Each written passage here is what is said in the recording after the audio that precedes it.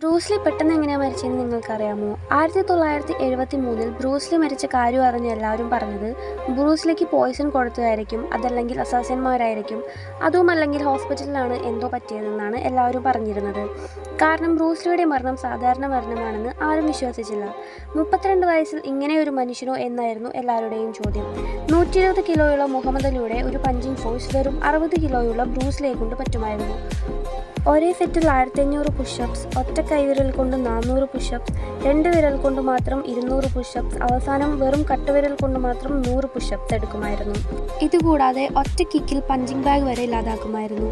Martial arts, boxing, karate എന്നിങ്ങനെ എല്ലാത്തിലും കഴിവ് തെളിയിച്ച ബ്രൂസ്ലി ഓപ്പോസിറ്റ് സൈഡ് ആര് വന്നാലും ഒരു ഒറ്റ പഞ്ചിൽ 10-15 മീറ്റർ വീഴ്ത്തി കളയുമായിരുന്നു അദ്ദേഹം.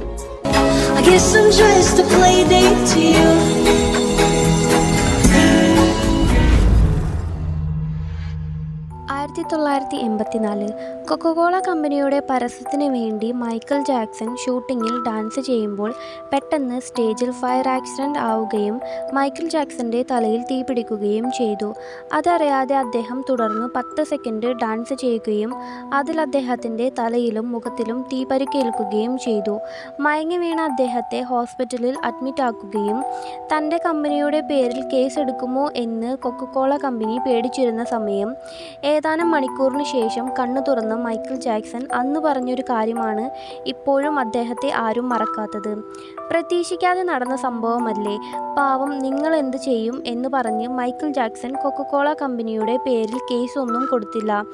ആരോഗ്യം ശരിയായി വന്നതിന് ശേഷം കൊക്കോകോള കമ്പനി കൊടുത്ത പൈസയ്ക്ക് ഫയർ ആക്സിഡന്റിൽ പെട്ട് ആ ഹോസ്പിറ്റലിൽ കിടക്കുന്ന കുറേ ജീവനുകളെ അദ്ദേഹം സഹായിച്ചു.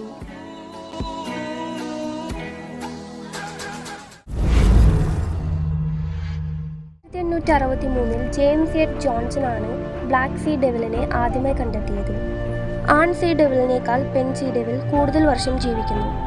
2025 ജനുവരി 26 ഗ്ലോക്കസ് എന്ന കപ്പലിലെ ഒരു സംഘം ഗവേഷകർ ഒരു ബ്ലാക്ക് സീ ഡെവിൽ ആംഗ്ലർ ഫിഷിനെ സമുദ്രത്തിന്റെ ഉപരിതലത്തിലേക്ക് കടക്കുന്നതായി കണ്ടു. കൂടാതെ ഓവർ ഫിഷിനെ കൂടി കണ്ടുവരുന്നു. ഇതെല്ലാം കണ്ട് ഭൂമിക്ക് ആപത്താണെന്ന് പലരും വിശ്വസിക്കുന്നു. കാരണം ജാപ്പനീസ് മെത്തോളജി സ്റ്റോറി പ്രകാരം ഓവർ ഫിഷ് ദൈവത്തിന്റെ മെസ്സഞ്ചർ ആണെന്ന് വിശ്വസിക്കുന്നു. എന്നാൽ സയന്റിസ്റ്റുകൾ രേഖപ്പെടുത്തുന്നത് ഗ്ലോബൽ വാർമിംഗ് കാരണം പല ജീവികൾ അവരുടെ ജീവിത രീതി മാറ്റുന്നു. അതുപോലെ കൂടുതൽ വയസ്സായതുകൊണ്ടും അതല്ലെങ്കിൽ എന്തെങ്കിലും അസുഖം കൊണ്ടായിരിക്കാം ഓവർ ഫിഷ് കരയിലേക്ക് വന്നതെന്ന് പറയുന്നു.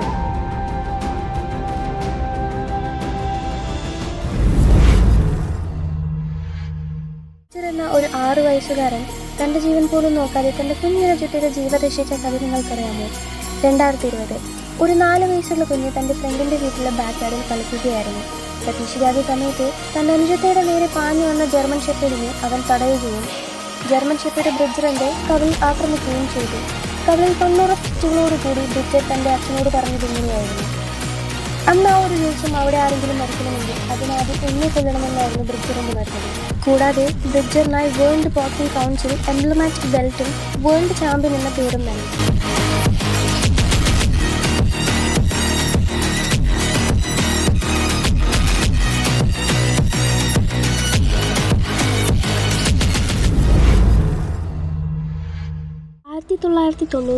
ജനുവരി 13 ആംബർ ഹെഗർമൻ എന്ന 9 വയസ്സുകാരി ടെക്സസിലെ ഹാർലിംഗ്ടൺ എന്ന സ്ഥലത്ത് വെച്ച് കാണാതാവുകയാണ്.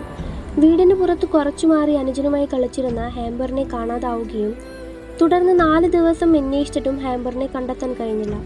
തുടർന്ന് ഹാംബർ മരണപ്പെട്ടെന്നൊരു വാർത്ത മാത്രമേ അറിയാൻ കഴിഞ്ഞുള്ളൂ.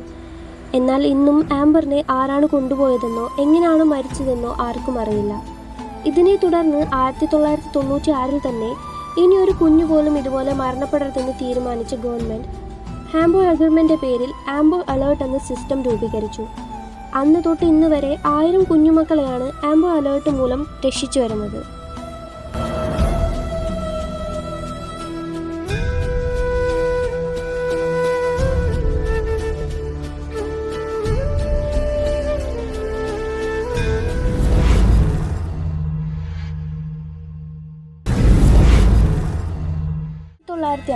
സൗത്ത് കൊറിയയും നോർത്ത് കൊറിയയും വലിയ തരത്തിൽ വാറുണ്ടാവുകയും ലക്ഷക്കണക്കിന് ആളുകൾ മരിക്കുകയും ആയിരക്കണക്കിന് ആളുകളുടെ വീടും സ്ഥലവും നഷ്ടമാവുകയും ചെയ്തു.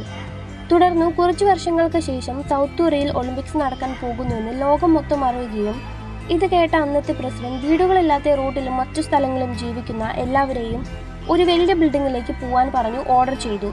കാരണം ഒളിമ്പിക്സ് നടക്കാൻ പോകുന്നത് സൗത്ത് കൊറിയയിലായതുകൊണ്ടും മറ്റു രാജ്യങ്ങളിൽ നിന്ന് ഒളിമ്പിക്സ് കാണാൻ വരുന്നവർ ഇത് കണ്ട് മോശമായി വിചാരിക്കുമെന്ന് വിചാരിച്ചു. ആ ഒരു ബിൽഡിങ്ങിലുള്ള എല്ലാവരെയും വളരെ കഷ്ടമുള്ള ജോലികളെല്ലാം ചെയ്യിപ്പിച്ചു. കൂടാതെ ബ്രദേഴ്സ് വെൽഫെയർ എന്ന ഒരു ഗെയിമും കളിപ്പിച്ചു. കഴിക്കാൻ ഭക്ഷണമോ കുടിക്കാൻ വെള്ളമോ ഇല്ലാതെ പല ജീവനുകളും ഇല്ലാതായി. ഈ ഒരു കാര്യം മറ്റുള്ളവരെ അറിയിക്കാൻ വേണ്ടിയാണ് അതേ സൗത്ത് കൊറിയയിൽ സ്ക്വിഡ് ഗെയിം എന്ന സീരീസ് ഇറങ്ങിയിരിക്കുന്നത്.